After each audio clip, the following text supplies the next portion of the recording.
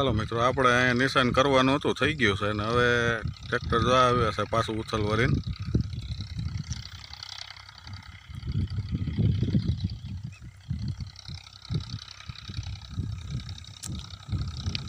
દસાયરુના ઘઉં, દાંતીના દસાયરુના ઘઉં છે આપણે વાવેતર.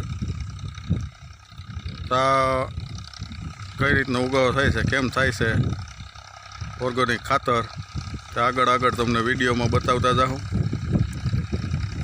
ચાલો જોડાયેલા રહેજો. ચાલો મિત્રો, મસ્ત મજાનું વાવેતર કરે છે વિપુલભાઈ.